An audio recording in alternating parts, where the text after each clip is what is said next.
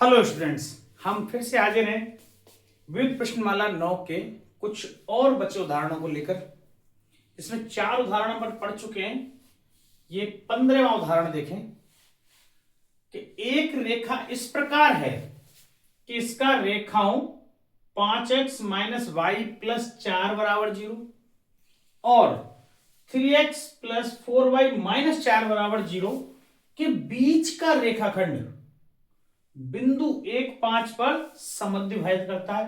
इसका समीकरण ज्ञात कीजिए, ऐसा पूछा गया है। तो पहले अपन समझे कह क्या रहा है, क्या सिस्टम है। एक रेखा इस प्रकार है, तो वो रेखा देखें जरा किस प्रकार है कि इसका रेखाओं इतने के बीच, इसका मतलब 2 रेखाओं के बीच है। ये एक रेखा ऐसी है, एक रेखा ये रेखा खींची, एक रेखा ये है और एक रेखा ये है। इस रेखा का समीकरण माना यहां पे 5x माइनस वाई प्लस 4 बराबर 0 है। इस रेखा का समीकरण माने 3x प्लस 4y माइनस 4 बराबर 0 है। तो इन 2 रेखाओं के बीच का रेखाखंड, ये इन 2 रेखाओं के बीच का रेखाखंड बिंदु 1,5 पर समद्विभाजित करता है। इनके बीच का रेखाखंड तो ये होगा और यहां बिंदु ये है 1,5, इस रेखाखंड को समद्विभाजित करता है। इसका मतलब इसका मान P माने ये Q हो और ये यदि R है तो आप समझ रहे हैं PQ का मध्य बिंदु है ये M, ऐसे मान लीजिए, क्योंकि समद्विभाजित करता है ऐसा दिया गया है। इसका समीकरण ज्ञात कीजिए, मतलब PQ का समीकरण ज्ञात करना है। सॉरी, किसी भी रेखा का समीकरण ज्ञात करने के लिए या तो 2 बिंदु हों या फिर एक बिंदु या रेखा की ढाल हो, इसके अलावा किसी प्रकार से समीकरण ज्ञात नहीं किया जा सकता। तो इस रेखा की ढाल को निकालना इम्पॉसिबल है। क्यों? एंगल कोई पता नहीं इसमें, ये इन रेखाओं पे कोई लंब है या समांतर ऐसा भी नहीं दे रखा, तो इन रेखाओं से इसका ये नहीं निकाला जा सकता। तो हम क्या निकाल सकते हैं, हम इन 2 पॉइंटों में से कोई भी एक पॉइंट निकल जाए, कोई भी एक, तो ये है ही हमारे पास, एक पॉइंट और मिल जाए तो यदि 2 बिंदुओं से रेखा का समीकरण आसानी से ज्ञात किया जा सकता है। तो माना ये P पॉइंट है, ये इसके निर्देशांक मान लू x1 y1। आप बुक में अल्फा बीटा दे रखे हैं, अपन तो x1 y1 ही चल रहे हैं, उन्हीं को मान लेते हैं, कोई दिक्कत नहीं है। यहां पर q है, इसके मान लेते हैं x2 y2। आप सोचो एक ही ज्ञात करना है, इसे दोनों मानने की जरूरत कहां है? मानेंगे दोनों क्योंकि मध्य बिंदु है ना, तो इनका इसका कुछ रिलेशन है इसके साथ। हमें पता है मध्य बिंदु के निर्देशांक x1 प्लस x2 बटे 2 ऐसा होता है, y1 प्लस y2 बटे 2 ऐसा कुछ होता है। तो इन दोनों से रिलेशन है, इसलिए कोई भी एक हमें प्राप्त हो जाएंगे तो हम काम चला लेंगे। एक बिंदु ये है, एक इनमें से कोई प्राप्त हो जाए बहुत है। कैसे ज्ञात करेंगे, क्या सिस्टम है, अभी बस स्टार्ट करते हैं धीरे धीरे।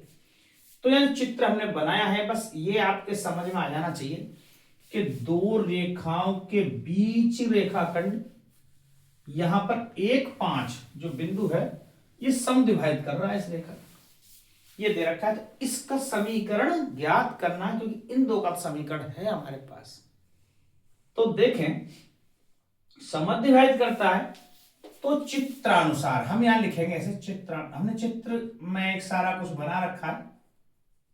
चित्रानुसार दिया है, जो हमें चीज दे रखी है M मध्य बिंदु है PQ का, जो M है ये PQ का मध्य बिंदु है, ऐसा दे रखा है हमारे पास। तो ऐसा दिया हुआ है, तो हमने जो माने हैं पी का मध्य बिंदु, पी के निर्देशांक माने alpha one x1 y1, Q के माने हमने x2 y2। तो मध्य बिंदु के निर्देशांक क्या होते हैं? मध्य बिंदु के निर्देशांक बराबर,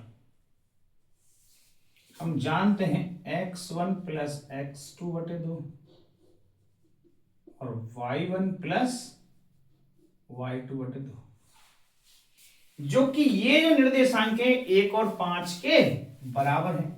इसका मतलब x1 प्लस x2/2 बराबर 1। इससे एक समीकरण निकल जाएगा x1 प्लस x2 बराबर 2, ये समीकरण निकलेगा। ये y1 प्लस y2/2 जो कि दिया गया है 5, और m के जो निर्देशांक है यहीं पे 1 और 5 मैं लिख देता हूं। जो m निर्देशांक है मध्य बिंदु है पी क्यू का, ठीक है, तो 1 और 5। तो y1 प्लस y2 बराबर 5 दूनी 10, ये समीकरण नंबर। इससे तो कहीं नहीं लग रहा कि भाई x1 y1 हम ज्ञात कर सकते हैं, कुछ और इक्वेशंस भी हमें जरूरत पड़ेगी। तो आप देखें जो समीकरण दे रखे हैं इनका कुछ मतलब होगा। ये समीकरण दिया हुआ है, इस समीकरण पर ये बिंदु है, मतलब इस रेखा पर ये बिंदु मौजूद है, तो ये इस समीकरण को संतुष्ट करेगा। तो यहां देखें, चूंकि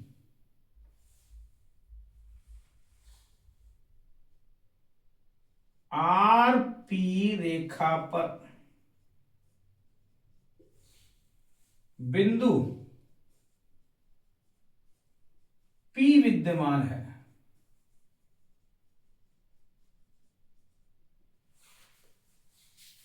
जब P विद्यमान है तो इसका मतलब ये P इसको संतुष्ट करेगा।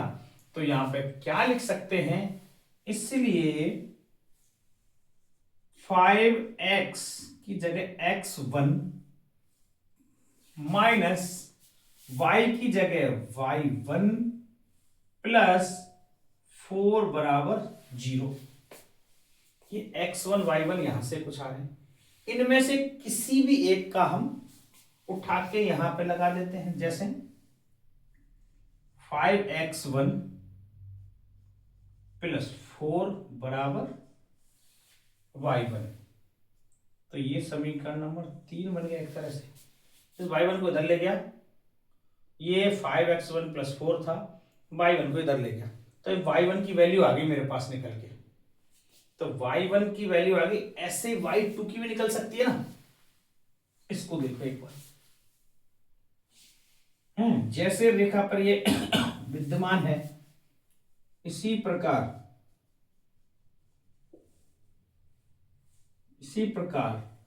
आर क्यू रेखा पर बिंदु Q विद्यमान है। भाई इस आर क्यू पूर्व रेखा पे Q इसी पे तो है, जब Q इसी पे है तो इस Q के निर्देशांक इस समीकरण को संतुष्ट करेंगे। तो इसके समीकरण के मान यहां रख देते हैं। तो यहां देखें 3x, x की जगह x2 हो जाएगा, प्लस 4y2 माइनस 4 बराबर 0। ये दरअसल 4 है, ये इसलिए ऐसा होगा जैसे y1 का मान यहां से मैंने निकाला, y2 का भी निकाल सकता हूं ना, यहीं से निकालते हैं। 4y2 बराबर 4 ये गया माइनस 3x2, तो y2 का मान 4 माइनस 3x2 बटे 4, ये समीकरण नंबर। अब आपके पास y1 का मान भी है और y2 का है। क्या मैं समीकरण 2 में रख दूं इन दोनों का मान, तो हमें कुछ प्राप्त हो जाएगा, कुछ ना कुछ तो प्राप्त होगा कंफर्म। क्या प्राप्त होगा देखो, समीकरण 3, 4 का मान समीकरण नंबर 2 में रखने पर। अब ये यहां से आगे वाले सवाल थोड़े थोड़े बड़े हैं, मेरे को जगह की शॉर्टेज रहेगी। आप देखें कैसे कैसे। मैं ऊपर से सवाल मिटा देता हूं क्योंकि आपने सवाल देख लिया है ना। उदाहरण नंबर 15 कर रहे हैं हम। रेखा का समीकरण ज्ञात करना है। कौन सी का? पी क्यू का। तो पी क्यू का समीकरण के लिए हमें कोई एक पॉइंट चाहिएगा। तो यहां देखें y1 व y2 का मान है। समीकरण 3 व 4 का मान समीकरण नंबर 2 में रखने पर, समीकरण 3 व 4 का मान समीकरण नंबर 2 में रखने पर। अब समझ लो ये विविध के उदाहरण हैं। अब विविध प्रश्नावली पढ़ रहे हैं, थोड़े से टेढ़े मेढ़े होंगे सवाल, कैलकुलेशन थोड़ी सी ज्यादा लेंथी आएगी। बस अब आप देखते जाएं और इत्मीनान से समझें, धैर्य रखने की जरूरत होगी, तब आपकी चीजें समझ आएंगी। तो ये तो रहा y1, ये रहा y2, उठा के यहां रख दें। तो देखो y1 प्लस y2 बराबर 10, ये था y1 प्लस y2 बराबर 10। तो y1 है 5x1 प्लस 4, y2 है 4 माइनस 3x2 बट्टे 4 बराबर 10। अब यह 4 नीचे दिख रहा है, तो इसका मतलब सबको 4 से गुणा करना पड़ेगा, तब जाके 4 खत्म होगा। 4 से गुणा करें तो 20x1, 4 चौके 16 प्लस 4 माइनस 3x2, क्योंकि 4 से 4 ये तो कट जाएगा, इसमें कोई गुणा नहीं होगा, बराबर 40। आगे क्या होना है देखो, 20x1 माइनस 3x2, 16 और 4 20, उधर गए तो 40 में से 20 जाके 20x1 माइनस 3x2 बराबर 40 में से 20 गए तो 20। एक इक्वेशन ये बन गई। हमारे पास ये पता है x1 प्लस x2 2 है, और यहां पर x1 x2 एक सब इक्वेशन, मतलब दो इक्वेशन प्राप्त हुए x1। अब इससे हम आराम से x1 और x2 ज्ञात कर सकते हैं। तो यहां देखो x1, चूंकि x1 प्लस x2 बराबर 2 ऐसा है, तो इसमें किससे गुणा करूं कि कट जाए? 3 से गुणा कर दें इंटू 3, तो 3 इसमें गुणा करें, आप समझे 3x1 3x2 और 3 दूनी 6, 3 से गुणा करने पर ये चीजें प्राप्त हो रही। तो यहां देखोगे 3x2 और 3 ये कट जाएगा जोड़ने पर, 3x1 20, ये 23x1 बराबर 20 और 6 26, x1 का मान 26/20। एक वैल्यू प्राप्त हुई साहब, बहुत बड़ी जंग जीती हमने, x1 प्राप्त किया है। अब x2 भी ज्ञात करेंगे। जब x1 प्लस x2 2 है, x1 प्लस x2 बराबर 2, तो x2 बराबर 2 माइनस x1, तो 2 माइनस x1 है 26/20, 20 दूनी 40 माइनस 26, 40 में से 26 गए तो कितने बचेंगे? 14, 14/20। x1 हमने सही लिखा, ओ सॉरी 20 नहीं है 23 है, जब मैं करूं आसानी से हल नहीं हो रहा। 23 है, यहां भी 23 है, 23 दूनी ये हो गई 46, 46 में से 26 गए तो 20/23, ये हुआ x2 ज्ञात हो गया, x1 ज्ञात हो गया। अब y1 और y2 और चाहिए, क्योंकि चक्कर क्या, न तो ये पूरा बिंदु ज्ञात हुआ ना ये पूरा बिंदु ज्ञात हुआ, मुझे इन दोनों में से कोई एक चाहिए बस। क्योंकि दो बिंदु से जाने वाली रेखा का समीकरण आसानी से बनाया जा सकता है।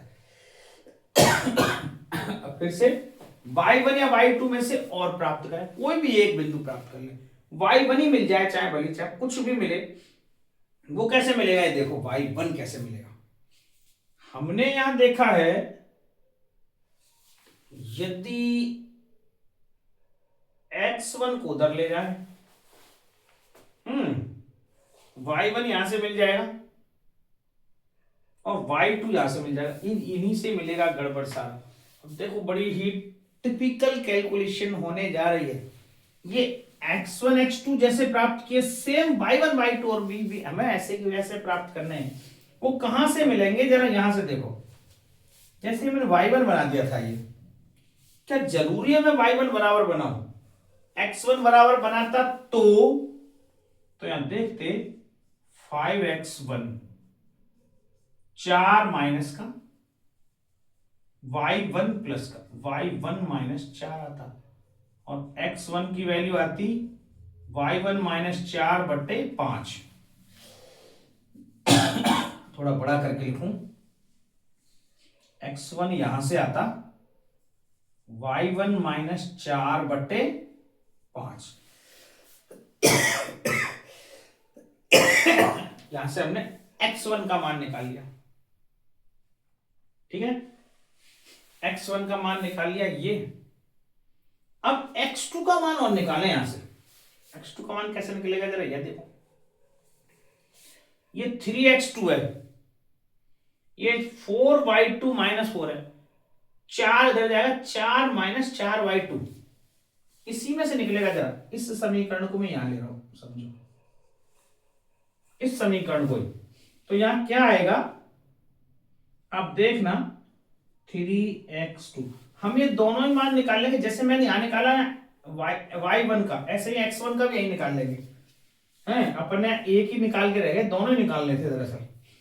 3x2 बराबर 4 माइनस 4y2, तो x2 बराबर 4 माइनस 4y2 बटे 3, ये x2 का हो गया।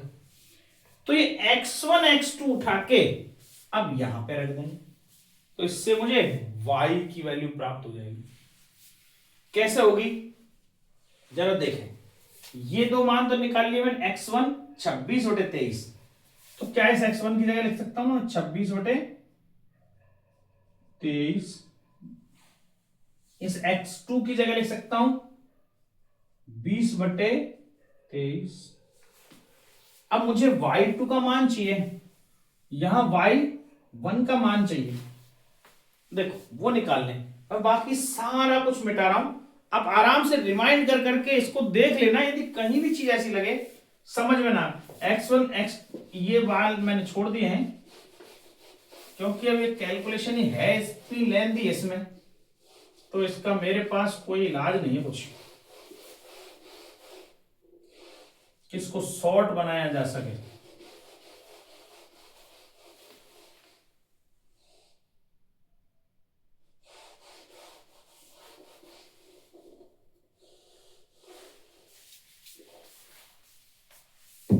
यहां पहले से जो पहली दूसरी समीकरण थी उसको देख लेता हूं, ऐसा लिखा हुआ था,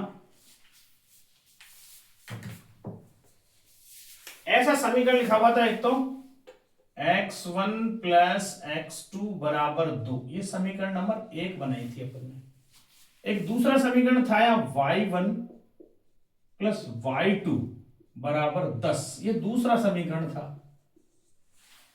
हमने x1 x2 निकाले मान, इनको उठा के यहां रखें, x1 y1 माइनस 4 बटे 5 प्लस x2 4 माइनस 4y2 बटे 3 बराबर 2। ये कुछ ऐसी आड़ी तिरछी सी कैलकुलेशन आई है इसमें, है ना। ये x1 x2 के मान अपन निकाल चुके थे। सॉरी, ये y1 y2 के मान आएंगे, कैसे आएंगे जरा देखना है।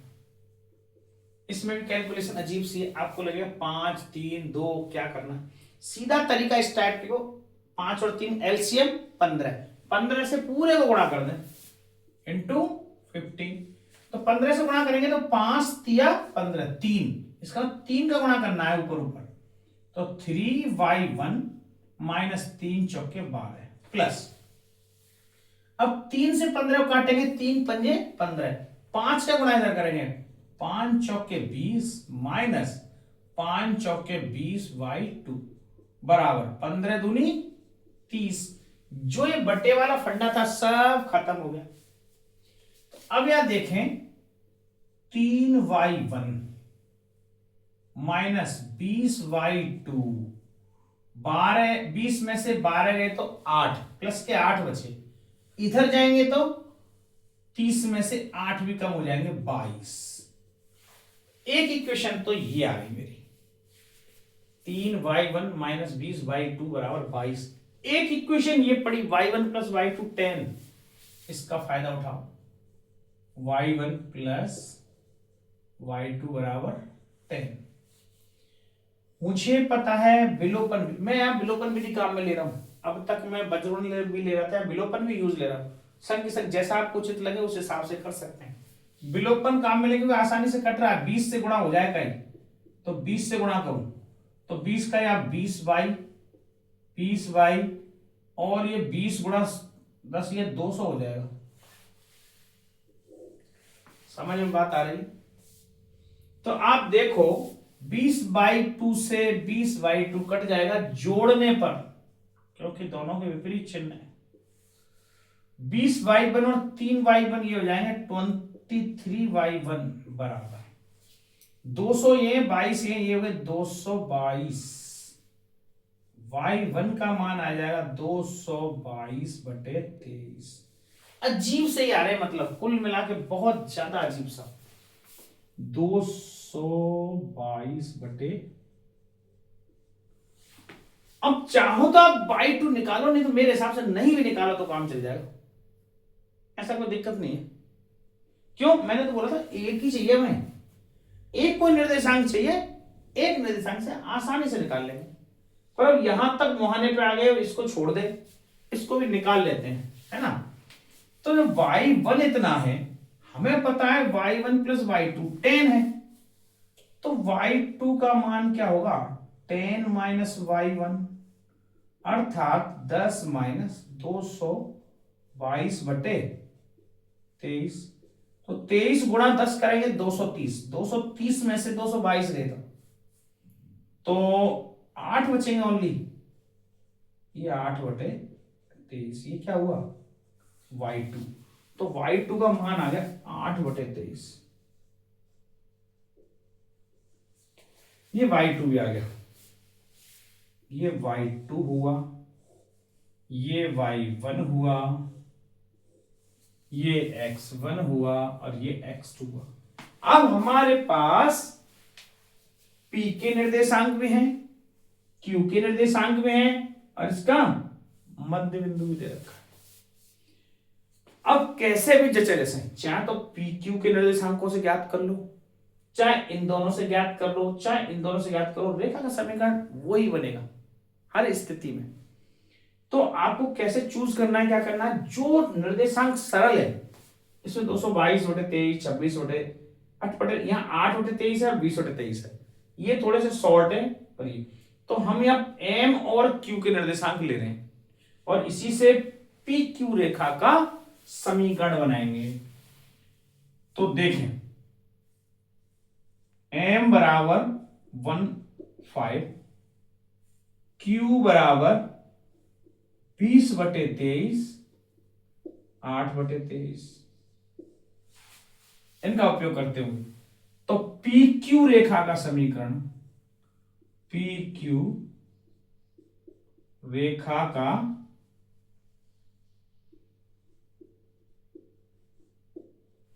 समीकरण क्या होता है, फॉर्मूला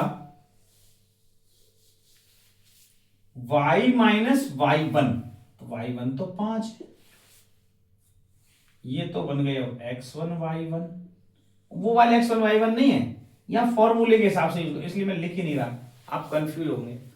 y माइनस y1 5 बराबर यहां पे होता है y2 8/23 माइनस y1 बटे x2 20/23 माइनस x1 बराबर x माइनस 1। यही फॉर्मूला है, बस हल कर लो। हल कैसे करेंगे? y माइनस 5, 23 का गुणा करेंगे 5 से, तो 23 पंजे 20 पंजे 100 और 3 पंजे 15, माइनस का 115 आएगा। माइनस के 115 में से 8 गए तो 107, माइनस का 107/23 ऊपर आएगा बटे, यहां देखें 23 एकम 23, 23 में से 20 गए तो माइनस का 3, माइनस का 3/23 बराबर x माइनस 1। 23 से 23 कट रहा है, माइनस से माइनस कट रहा है, 107/3 है। 3 का गुणा इधर होगा, 107 का गुणा इधर होगा, तो यहां पे करेंगे 3y माइनस 15 बराबर 107x माइनस 107। हमें तो x एक तरफ रखना है, सिस्टम क्या है, तो यहां जरा देखो, यहीं पे कर देते हैं 107, 107 है, 101 नहीं, 107x माइनस का 3y, इस 107 को उधर ले आए तो प्लस का आएगा, 107 में से 15 गए तो 92 बराबर 0। ये ही दरअसल इस रेखा का समीकरण होगा। थोड़ा सा बड़ा सवाल है, पर आप समझेंगे कि करना क्या है। जो ये रेखा दे रखी थी, इसके P और Q जो 2 पॉइंट माने, हमें बस इनमें से कोई एक पॉइंट चाहिए। किसी भी एक पॉइंट की मदद से फिर 2 बन जाएंगे पॉइंट, और दोनों से हम रेखा का समीकरण ज्ञात कर सकते हैं। बस उनको ज्ञात करने के लिए थोड़ा सी इतनी जद्दोजहद की है, ये आप आराम से रिमाइंड करके धीरे धीरे से समझने की कोशिश करें, आसानी से आ जाएगा। ठीक है, ये आपका एग्जाम्पल नंबर 15 कंप्लीट हो। 16वां देखें।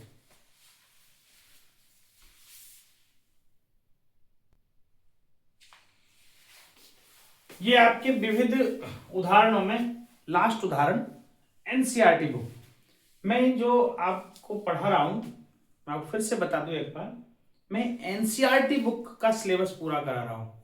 ये अलग अलग राज्यों में, अलग अलग बोर्डों में थोड़ा से कुछ अलग अलग सवाल हैं। वो क्या हुआ, इस बार एनसीईआरटी ने कई सारी चीजें हटा दी हैं और कई बोर्डों में वो नहीं हटाई। कई बुकों में उदाहरण ज्यादा है, जो पहले हुआ करते थे पुरानी बुक में, और अभी न्यू एनसीईआरटी बुक जो मैं राजस्थान की बात कर रहा हूं, राजस्थान बोर्ड की, उसमें ये इतने ही उदाहरण हैं। तो मैं एनसीईआरटी बुक के हिसाब से मैं आपका सिलेबस कंप्लीट करा रहा हूं। तो अपन एनसीईआरटी के हिसाब से देखेंगे 16वां अंतिम उदाहरण। इसमें क्या दे रखा है, दर्शाइए एक गतिमान बिंदु जिसकी 2 रेखाएं, ये 2 रेखाओं से समीकरण दे, सिर्फ दूरियां समान है। एक बिंदु कोई गति कर रहा है, गतिमान बिंदु। तो देखें जरा कैसा चित्र हो सकता है इसका। ये बिंदु है, एक रेखा है कोई यहां से, कोई 2 रेखाएं बनी हुई है किसी प्रकार से। एक कोई रेखा यहां से गई होगी मान लो, एक कोई रेखा यहां से गई हुई है, कोई रेखा जा रही है यहां से, ऐसे ऐसे, किस लाइन किस ढंग से बनाऊं मैं, तो एक रेखा का पॉइंट लिया है, मात्र पॉइंट। ये रेखा ऐसे हो सकती है, ऐसे हो सकती है, ऐसे हो सकती है। यहां से इस रेखा की दूरी ये है और इस रेखा की दूरी ये है, मान लो। ऐसा बोला गया है कि ये बिंदु जो है, मान लो मैंने P माना, और यहां कोई भी रेखा है, ये बिंदु नहीं है दरअसल, इस बिंदु पर रेखा है। वो रेखा ऐसे सीधी यूं भी हो सकती है, ऐसे भी हो सकती है, ऐसे हो सकती है। अब चूंकि हम ये दूरियां लंबवत दूरी काउंट कर रहे हैं, दूरी तो लंबवत ही होती है, किसी भी रेखा से जो दूरी होती है वो कैसी होती है, लंबवत दूरी होती है ना। तो यहां से कोई रेखा इस टाइप की मान लो बनी हुई है, कोई ऐसे बनी हुई है,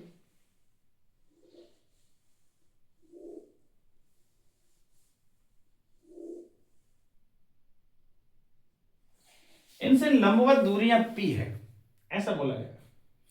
तो इनसे लंब जो है डला हुआ है, दूरी यदि हम काउंट करें, जैसे अभी बिंदु गतिमान है, तो मतलब हो सकता है इसमें दूरी सारी कहाँ कहाँ, यहां से नाप के देखें, यहां से नाप के देखें, बराबर आ रहा है, यहां से नाप लें, यहां से नाप लें, बराबर। ये बिंदु इधर उधर भी जा रहा होगा कहीं ना कहीं। यहां ये करना है, वो ये कह रहा है बिंदु जो गतिमान है एक सीधी रेखा पर है बिंदु। तो उसके लिए आप बात समझें, इसमें कैसे क्या बैठेगा। तो दो रेखाएं दे रखी हैं और इनसे एक बिंदु है जिसकी दूरियां समान है। तो जो ये बिंदु है इसको हमने मान लिया है h, k। अब दूरी फॉर्मूला से बिंदु h k की दूरी किनसे, इन दोनों समीकरणों से। तो इसमें हमें पता है ये x1 और ये y1, तो दूरी का सूत्र 3x1 माइनस 2y1। अब 5 है तो इधर ले लेंगे माइनस का 5 बटे √3² प्लस 2² का मोड। ये दूरी सूत्र होगा इस एक समीकरण की दूरी, समीकरण नंबर 3x माइनस 2y बराबर 5 व 3x प्लस 2y बराबर 5 से कैसे दूरी निकालेंगे, इसका दूरी ये निकलेगी, इससे दूरी निकालें तो बराबर बराबर बोला गया है 3x1 प्लस 2y1 माइनस 5 बटे 3² प्लस 2²। अब वो यहाँ तो -2 है, फिर भी आपने +2 का स्क्वायर कर दिया, क्योंकि स्क्वायर तो हमेशा ही पॉजिटिव आएगा। अब ये दोनों एक दूरी के सूत्र हैं, दोनों को मैंने बराबर कर दिया क्योंकि बराबर बोला गया है। अब ये यहां भी हो सकता है, यहां भी हो सकता है, दूरी कहीं से नापे बराबर आ रही है, ये ऊपर भी जा रहा हो बिंदु, ज्ञात ये करना है पूरा एक सरल रेखा पर होगा।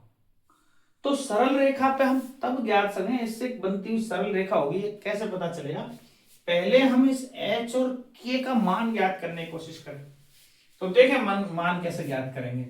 ये नीचे का पार्ट दोनों बराबर है, कट जाएगा, दोनों तरफ ही मोड है, कट जाएगा। यहाँ x1 y1 लिखे हैं मैंने ये फॉर्मूले के हिसाब से, लेकिन x1 की जगह यहाँ h है, y1 की जगह k है, यहां भी x1 की जगह h है, y1 की जगह k है। तो आप देखोगे नीचे का भाग ये जा रहा है, मोड दोनों में लग रहा है, मोड को भी हटा दो, 3h माइनस 2k माइनस 5 बराबर 3h प्लस 2k माइनस 5। ये दोनों ऐसे बराबर आ रहे हैं, ठीक है। तो ये बराबर आ रहे हैं, तो हम देख रहे हो 3h से, तो 3h जा रहा है -5 से, -5 जा रहा है, इसको इधर ले जाऊं तो 4k बराबर 0, तो k बराबर 4 का भाग है, k की वैल्यू आगे निकल के 0, k की वैल्यू क्या आई 0 है। अब यदि k की वैल्यू 0 है तो इसमें k का मान रख देते हैं, अपने आप ही दूसरा मान आ जाएगा निकल के, ठीक है। क्योंकि हमें तो ये पता है ना ये दोनों बराबर ऐसे दिख रहे थे। यहां देख, ये इनमें कहीं भी k का मान रख दो, ये 3h माइनस 2k माइनस 5 इसी से निकल जाएगी दूरी। तो देखें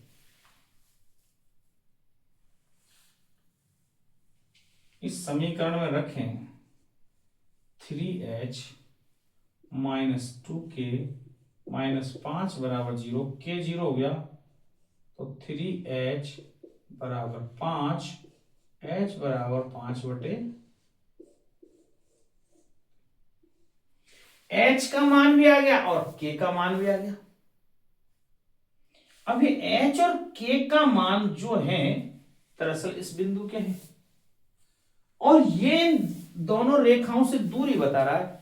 कहीं ना कहीं ये जाके इन दोनों रेखाओं पर आएगा बिंदु, कहीं भी आए दूरी, क्यों, ये गतिमान बिंदु है, एक जगह होता तो नहीं आता। चूंकि गतिमान बिंदु है, इनसे बराबर दूरी बता रहा है, तो कोई एक जगह आएगा। इन दोनों समीकरणों को दोनों रेखाओं पर भी हो सकता, दोनों रेखाओं से कहीं ना कहीं करेगा, क्योंकि दूरी समान बता रहा है, दूरी दोनों की दूरी 0 0 हो जाएगी। समान बोला है उसने, ऐसा नहीं बोला दोनों की दूरी 10 है, दोनों की दूरी 5 है, फिक्स नहीं बोला। ये जैसे यहां हुआ, यहां पे मान लो इनकी दूरी 10 10 है, ये दूरी पी बिंदु सरक गया, यहां आ गया, तो यहां पे दोनों की 6 6 हो गई, और सरक गया तो 3 3 हो गई दूरी। मतलब दूरी समान का बोला है, ऐसा नहीं बोला फिक्स दूरी है कि इसकी तो इतनी और इसकी इतनी, फिक्स नहीं बोला। क्यों ऐसा है फिक्स नहीं है? क्योंकि बिंदु गतिमान है, फिक्स नहीं है। तो बिंदु समान के लिए बोला है, तो ऐसा हो सकता है ये बिंदु कहीं ना कहीं जाके इन रेखाओं पे टच कर जाए, और रेखाओं पे टच कर जाएगा तो उस बिंदु की दूरी दोनों रेखाओं से 0 0, वो भी बराबर है। तो ये जो मान है के और एच के, इन दोनों समीकरणों को संतुष्ट करने चाहिए, तो ये रेखा बनेगी, अन्यथा नहीं बनेगी। देखें तो के की वैल्यू आई 0, एच की वैल्यू आई 5/3, दोनों समीकरणों में रख के देखें, बिंदु P दोनों रेखाओं के समीकरण को संतुष्ट करेगा, तो यह एक रेखा होगी।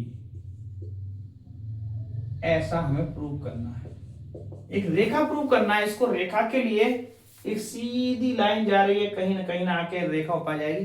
तो देखते हैं संतुष्ट कर रहे हैं कि नहीं है। इसमें देखें जरा, पहले में 3x - 2y = 5, तो यहां k 0 है, तो x 0 है, 3 × 0 -y नहीं उल्टा लिख दिया, hx है, यहां h तो x है और k y है, तो h वाली जगह 5/3, y 0 है, 2 × 0 बराबर 3 से 3 कटाए, 5 = 5, इसको संतुष्ट कर रहा है। इसको भी देखेंगे तो यहां भी ये 0, फिर कोई 5/5, दोनों को संतुष्ट करेगा। अतः यह एक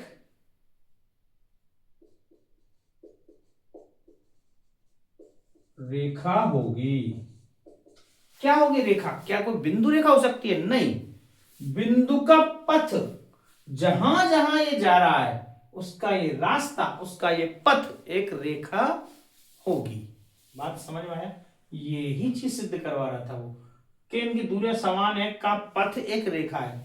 मतलब ये बिंदु यहां हो तब भी दूरी समान है, यहां है तब भी दूरी समान है, यहां है तब भी दूरी समान है, तो क्या ये पूरा एक रेखा होगी? तो बस वही चीज हमने प्रूव किया कि वो एक रेखा होगी। ये आपके सारे उदाहरण कंप्लीट। कल से हम विविध प्रश्नमाला 9 के सवाल स्टार्ट करेंगे। धन्यवाद।